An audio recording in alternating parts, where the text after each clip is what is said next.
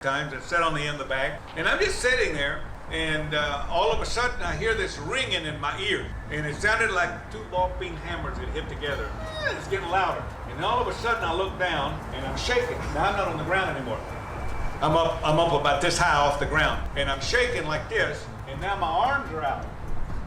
This is the most shocking survival story ever told in professional golf. July 29, 1975, Butler National Golf Club near Chicago. Lee Trevino lay on the ground, his back burned black with scorch marks. Doctors arrived and said something chilling. They normally only see marks like that on a corpse. Lightning strike should have killed him. Instead, it created one of sports' greatest comeback legends. This is the story of the man who walked through lightning and came back stronger. Before that fateful summer day, Lee Trevino wasn't just a champion. He was untouchable. The Merry Mex, Super Mex, a self-made legend who rose from nothing in Texas to dominate world golf. His quick wit and relentless chatter made him famous. His unorthodox swing made him unstoppable. Between 1968 and 1974, Trevino won 5 major championships, 2 U.S. Opens, 2 Open championships, 1 PGA championship. He was one of only 4 players to win those 3 majors twice each. Only the Masters eluded him. Numbers proved his dominance. Trevino won the Varden Trophy 4 times in 5 years. That award goes to the player with the lowest scoring average on tour. He claimed it in 1970, 1971, 1972, and 1974. His precision reached historic levels in 1974 when he became the first player ever to complete a 72-hole PGA Tour event without a single bogey. At the Greater New Orleans Open, he played perfect golf for 4 straight days. Nobody had done that before. Trevino seemed invincible, a player whose skill and competitive fire couldn't be stopped by anything. But fate had other plans. Around 300 words in, and if you're enjoying this story of resilience and revenge, hit that subscribe button. Drop a comment below telling me which golfer's story I should cover next. Now let's get back to the moment everything changed. The Western Open at Butler National brought a typical Midwestern thunderstorm. Dark clouds rolled in fast, stopping play. Trevino and 2 other professionals, Jerry Hurd and Bobby Nichols, waited near the 13th hole for the storm to pass. They stood near Teal Lake seeking shelter from the rain. Lightning struck the water. The massive electrical charge didn't hit them directly from above. It traveled through the ground and water, seeking the nearest path. That path led straight to their metal golf clubs. The current ripped through Trevino's golf bag and through the putter leaning against Hurd. Both men were knocked violently to the ground. Trevino's back burned immediately. His left arm went completely numb. He couldn't move it at all. Temporary paralysis set in. When medical staff examined his injuries, they were stunned. The scorch marks across his back looked like something from a morgue. That level of electrical damage almost always meant death. But Trevino survived. 3 players were struck that day. Their fates tell different stories. Bobby Nichols recovered and continued his career. Jerry Hurd wasn't so lucky. The young lion, known for his excellent tempo, never returned to form. He won 1 minor tournament later, but his promising career was essentially over. The lightning strike destroyed what could have been a brilliant future. Trevino's survival stood in stark contrast. He didn't just survive. He would eventually thrive again. The immediate aftermath brought silence and suffering. Lightning caused deep spinal trauma. Trevino's spinal disc was damaged and ruptured. For any athlete, a spinal injury is devastating. For a professional golfer who needs to twist and rotate with power, it's career-ending. The physical toll hit hard. Trevino described terrifying moments when his mind told his legs to move, but nothing happened. He tried to walk and couldn't take a step. The nerve damage left him temporarily paralyzed in places. His left arm, crucial for his swing, wouldn't respond. A year after the strike, Trevino went under the knife in Houston. Surgeons performed disc surgery on his lower back. The operation was necessary just so he could walk normally, but it marked the beginning of decades of chronic back problems. The injury would never fully heal. It would hamper his play for the rest of his career. Some experts believe the lightning strike created the damage, but Trevino's legendary work ethic may have made him vulnerable. He hit hundreds of practice balls every single day for years.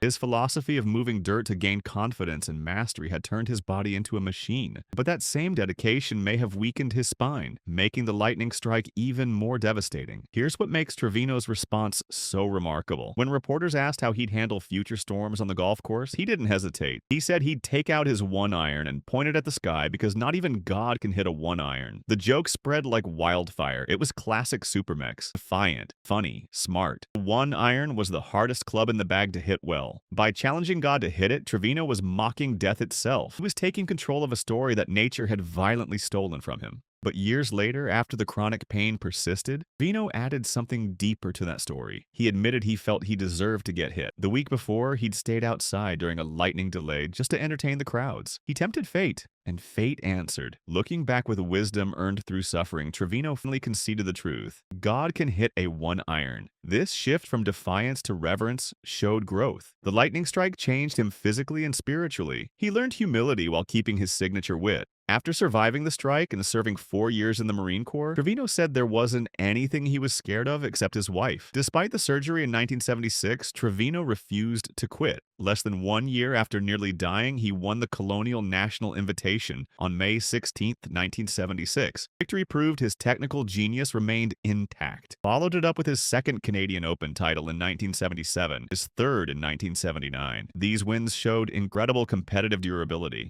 but they hid the truth beneath. The spinal damage created a permanent restriction on his play. The reality became impossible to ignore in the early 1980s. In 1982, Trevino needed a second major back surgery. 7 years after the lightning strike, the damage still controlled his life. The 1975 event had created a permanent, debilitating condition. The pain was so intense he had to withdraw from the 1982 U.S. Open. He couldn't finish the tournament. For a competitor like Trevino, withdrawal meant agony. But even through this cycle of injury, surgery, and pain, something incredible happened in 1980. Trevino won the Varden Trophy again. 5 years after a paralyzing spinal injury, he posted the lowest scoring average on the PGA Tour. Think about that for a second. His body was breaking down. His spine was damaged. He needed multiple surgeries, yet his ability to execute the golf swing at the highest level remained unmatched. The physical trauma compromised his endurance. It forced him to play a restricted schedule. He couldn't handle the grinding tour life anymore, but when he stepped onto the course, his skill was still world-class. He focused on major events and select tournaments, knowing his body had limits. The adaptation showed intelligence and strategic thinking,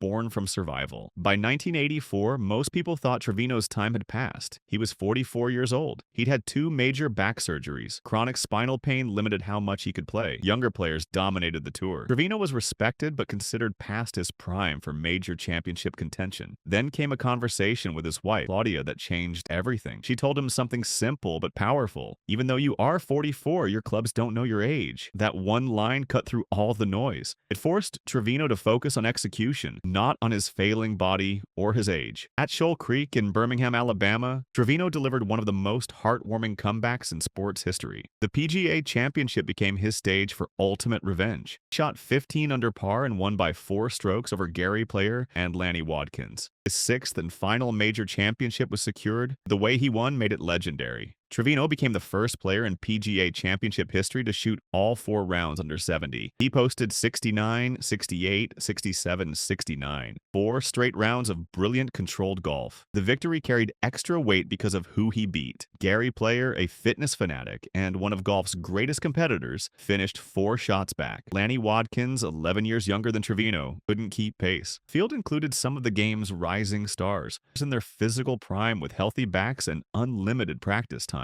Trevino beat them all while managing chronic pain that would have ended most careers. Every swing. That week required pushing through discomfort that had become his constant companion. This victory wasn't about youthful power. It was about craftsmanship and control. Trevino's philosophy of moving dirt, of mastering precise shot-making, became his weapon. His painful, restricted back couldn't generate the same power anymore, but his hands and mind could still manipulate the golf ball perfectly. The 1984 PGA Championship proved that refined technique and indomitable will could overcome physical limitation. Trevino later called it probably my favorite championship, recognized it as the ultimate validation. The lightning strike tried to destroy his career. Instead, it only made his competitive spirit shine brighter. The narrative of Lee Trevino's career is forever split by that bolt of lightning in 1975. The victory in 1984 gave his story a perfect ending, but historians still debate what the lightning truly cost him. Before July 1975, Trevino won 5 majors in 6 years and collected 4 Varden trophies. His dominance was sustained and statistical.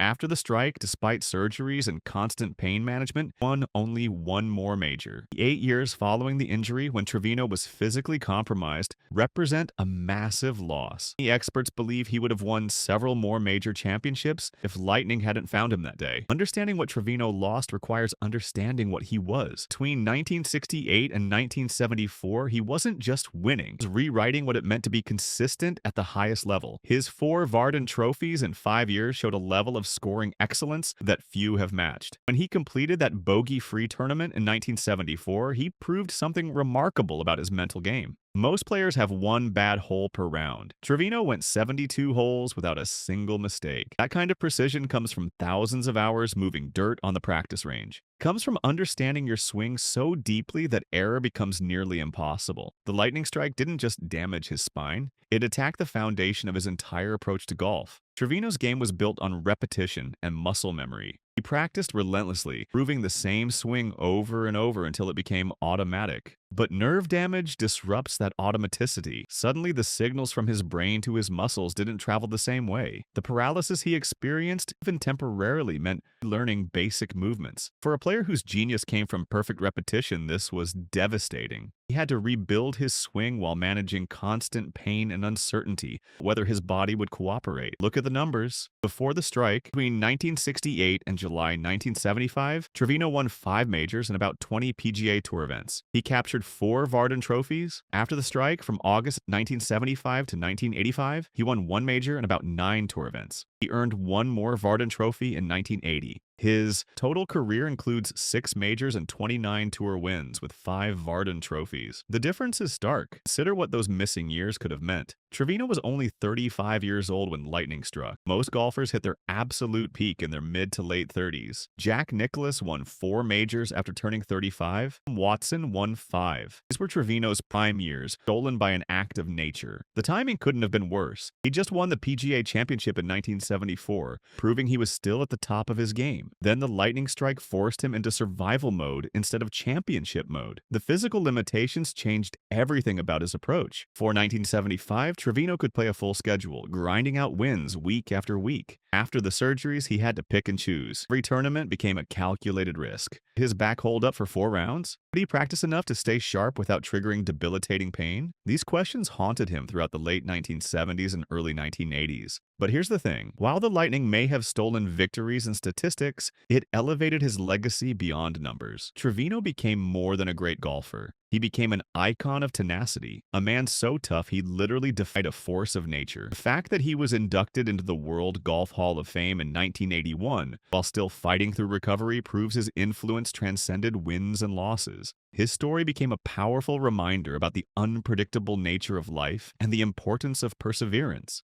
Trevino's ability to turn a near-fatal event into the cornerstone of his legend ensured his place in history. He became the man who walked through lightning and lived to tell the tale. That afternoon on July 29, 1975 was supposed to be the end. Lightning delivered a high-voltage current that ruptured Trevino's spine. It threatened to leave him paralyzed. It forced him into decades of chronic injury and multiple surgeries. The strike tried to steal his prime, halt his dominance, and silence his infectious spirit. Trevino met the challenge with characteristic defiance and eventual wisdom. He transformed the near-death experience into fuel. He proved world-class skill could endure physical trauma. He managed debilitating pain to achieve the tour's best scoring average years after the incident, and ultimately captured a final major championship in 1984 through sheer will and enduring skill. The 1984 PGA Championship stands as the ultimate act of revenge. Not revenge against a person, but revenge against fate itself, against pain, against the lightning bolt that should have killed him, against everyone who wrote him off as finished. Trevino's victory wasn't luck. It was earned through suffering, adaptation, and unbreakable determination. Neither poverty, physical trauma, nor the power of the heavens could stop the Merry Mex from writing his own legendary ending. He stood in the face of death and walked away. He held a trophy 9 years after doctors saw corpse-level burns on his back. Lee Trevino didn't just survive lightning, he conquered it. If this story of resilience inspired you, smash that like button and subscribe for more incredible sports documentaries. Comment below and let me know what surprised you most about Lee Trevino's comeback. Thanks for watching. Remember, even when life strikes you down, you can still stand back up and win.